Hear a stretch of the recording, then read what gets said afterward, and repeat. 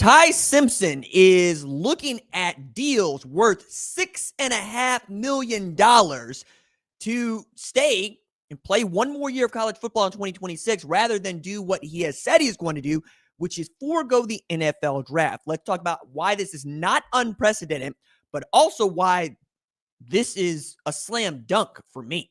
What's up, kinfolk? It's RJ Young. I am not on a step mill. If this is your first time watching Adapt and Respond, thank you for joining us here. We talk college football year round. If you're into that, hit that subscribe button, like this video, and answer the question in the comments below. Do you think Ty Simpson should forego going to the NFL draft for 2026 and return to college football for one more year, given the money on the table?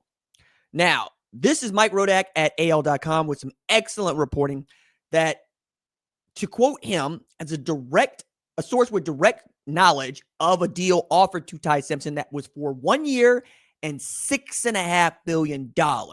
He goes on. There are 3 SEC schools that also offered him $4 million. And this is the kind of money that is in line with being a first-round draft pick at the quarterback position for your first year in the NFL. Yes, the slotted value is much larger than that, but when you're talking about getting toward the later rounds for a quarterback, probably going to make in the range of $3-4 million your first season. If you're going in the second or third round, it's less money. Do you think Ty Simpson is a first-round quarterback? Well, there are very few quarterbacks that grade out as first-round draft picks, but because the market is always so volatile and shrinking, we overvalue quarterbacks because any one of them can change the fortunes of your football team. Just take a look at Caleb Williams at Chicago. Before him, they never had a 4,000-yard passer. He fell just a little short in the regular season with 3,942, but also brought them back dramatically to defeat the Green Bay Packers, a team they absolutely, positively hate, in the wild card on Saturday to get them to the next round and keep them on the path to playing for Super Bowls. Bears are better than they have been in years. Now, that's the Heisman Trophy winner, and that's number 1 overall pick, but you get my point here, right? You get one of these guys, Jaden Daniels at Washington. They can change you forever, and their staying power is more than it has been in the history of the game since Tom Brady to Aaron Rodgers, and we'll see how long Lamar Jackson and Patrick Mahomes, Josh Allen decide to play college football. Even Phillip Rivers came back after retiring for damn near 5 years and started an NFL football game, started 2, didn't look bad, right? And that's the value of the position.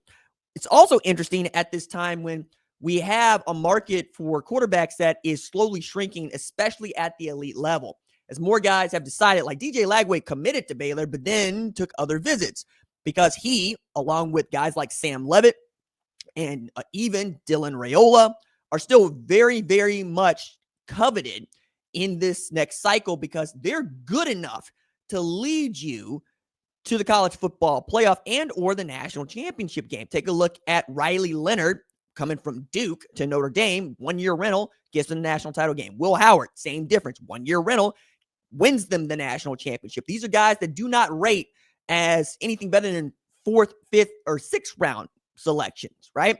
Same thing is true of Trinidad Chambliss. It's looking less and less like he's going to be allowed to play college football, but they're going to take this all the way to the Mississippi Supreme Court, in which case I think Trinidad Chambliss has a great chance of continuing to play at Ole Miss. But this is a guy with like a 7th round grade because height, right? Basically.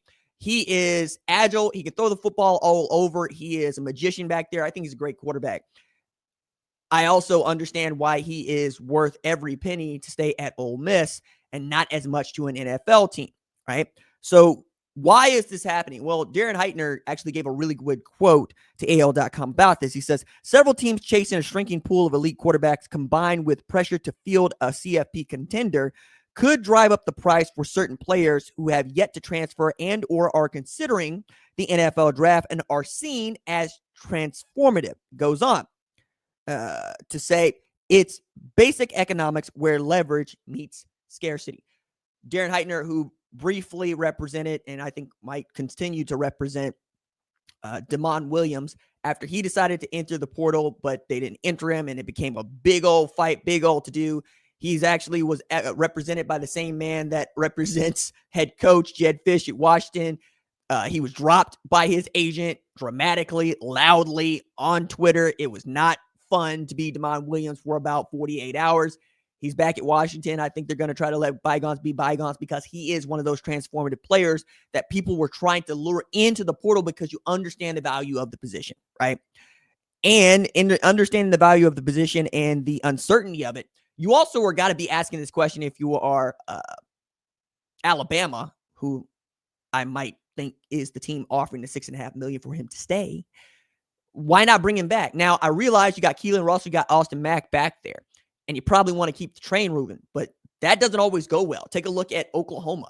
They kept the train moving with Dillon Gabriel moving to Jackson Arnold.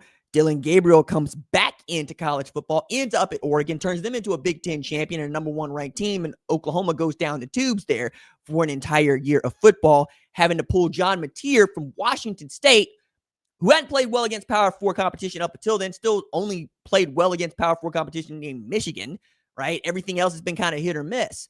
But that's the value of the position. Cam Ward is the guy that I was referencing at the start of this segment who said he was going to go to the NFL draft, didn't have a great grade, came out, put himself in the portal. Miami said, come on down, and turned into the kind of guy that could win the Heisman Trophy. Didn't, but certainly could have. He went number 1 overall in the NFL draft, was with Tennessee Titans, and I still think he's going to end up being a really, really great player. I think for Simpson, it's very clear to me what he needs to be doing. I should amend this. It wasn't Mike Rodak who wrote the story. It was Nick Kelly. My apologies to Nick. My bad. I think one of the things that I'm so interested in as this works its way into wherever it's going is just how badly Alabama wants to keep him, or is it Tennessee that might still want to have another quarterback and still needs one? I mean, the list goes on. Like, there are a number of guys who have committed and signed who might still want to sign Ty Simpson to their team because he makes them that much better. I will say it once if I say it a million times. Only one quarterback has beaten Georgia in Sanford in the last 6 years, Ty Simpson. Period. Right? Man took the loss against Florida State, a team that we now know is actually bad, but got ranked off the strength of beating that Bama team, and then kind of sort of going on a run before they lost to a Virginia team that ends up playing the ACC championship game. Look, he's that good. He really is. He's that good.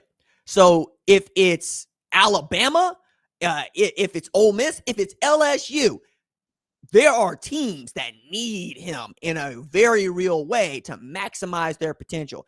I don't care what skill players that you signed over the course of this period, which, by the way, closes in just 5 days. I'm more interested in what is it that you think you can do with the future going forward if you don't have this kind of guy playing quarterback for you. That is why Ty Simpson is worth $6.5 million, maybe a little bit more to whoever wants to sign him, because that's what the market would demand.